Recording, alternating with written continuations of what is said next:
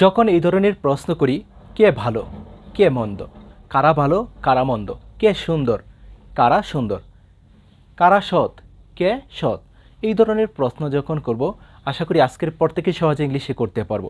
যখনই বলবো কে একজন শিক্ষক, অথবা কে একজন শিক্ষক ছিল, কে একজন শিক্ষক হতে পারে, কে একজন খেলোয়াড় হতে পারে, খুব সহজে কিন্তু ইংলিশটা বলতে পারবো যদি এই সেন্টেন্সটি ফলো করতে পারি। শুরুতে বলবো হো, হো ইজ গুড, কে ভালো, হো ইজ ব্যাড, কে মন্দ, হো ইজ নাইস, কে সুন্দর। ওকে, হো ইজ গুড, কে ভালো, হো ইজ ব্যাড, কে মন্দ, হো ইজ নাইস, কে সুন্দর। অথবা বলতে পারি হো ইজ এ ডক্টর, কে একজন ডাক্তার। ইজিলি কিন্তু বলতে পারো। ওকে, এখানে গুড, ব্যাড, নাইস এগুলি কি adjective. A doctor, a teacher, a player এগুলি হলো কি নাউন। এখানে যে কোনো অ্যাডজেক্টিভ অথবা যে কোনো একটি নাউন বলতে পারি। হো ইজ গুড, কে ভালো, হো ইজ ব্যাড, কে মন্দ, হো ইজ নাইস, কে সুন্দর, হো ইজ এ ডক্টর, কে একজন doctor, who is a teacher, কে একজন শিক্ষক, হো ইজ এ সিঙ্গার, কে একজন গায়ক। খুব সহজ কিন্তু। ওকে, আর যখন প্রশ্ন করব কে ভালো ছিল, কে খারাপ ছিল, কে সুন্দর ছিল, কে একজন ডাক্তার ছিল, সেই ক্ষেত্রে এখানে ইজ এর পরিবর্তে শুধু বলবো ওয়াজ, তাহলেই হবে। খুব সহজ কিন্তু। হু ইজ গুড, কে ভালো, হু ওয়াজ গুড, কে ভালো ছিল, হু ইজ ব্যাড, কে খারাপ, হু ওয়াজ ব্যাড, কে খারাপ ছিল, হু ইজ নাইস, কে সুন্দর, হু ওয়াজ নাইস, কে সুন্দর ছিল, হু ইজ এ টিচার, কে একজন শিক্ষক, হু ইজ এ ডক্টর, কে একজন doctor, who was a doctor, কে একজন ডাক্তার ছিল।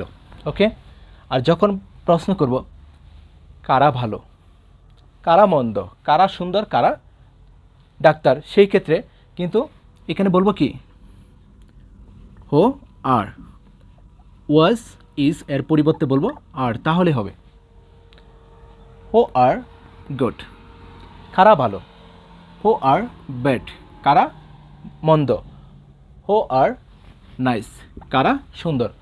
খুব সহজ কিন্তু। ওকে, যদি প্রশ্ন করি কারা ভালো ছিল, কারা খারাপ ছিল, কারা সুন্দর ছিল, সেই ক্ষেত্রে বলবো হো ওয়ার, হো ওয়ার।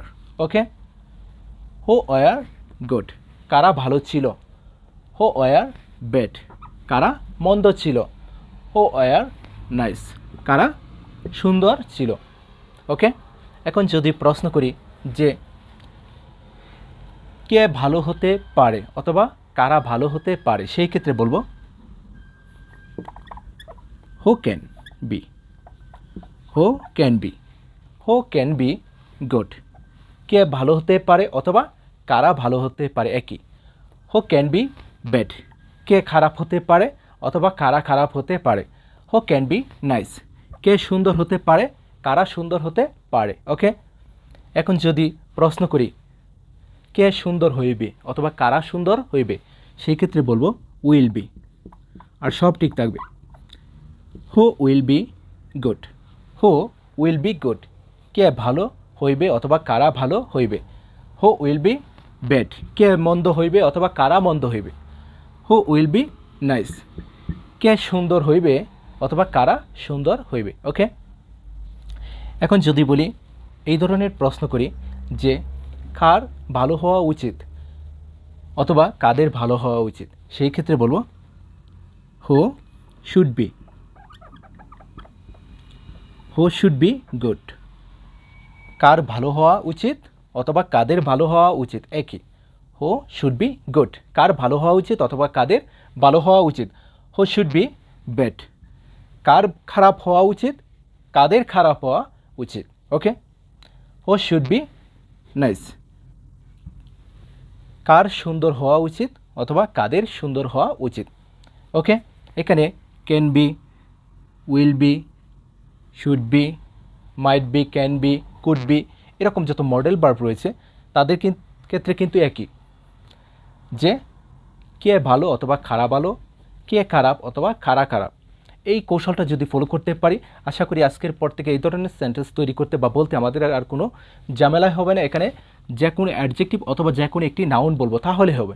ওকে, একটি হলে বলবো ইজ, একটি হলে বলবো কি ওয়াজ, একের অধিক হলে আর অথবা were, can be, will be, should be সবার সাথে কমন। ওকে, এই কৌশলটা যদি ফলো করতে পারো তাহলে আশা করি ইংলিশটা সহজেই শিখতে পারবে। যদি ক্লাসটি ভালো লাগে অবশ্যই একটি শেয়ার দিয়ে দিও। ওকে, বেস্ট অফ লাক।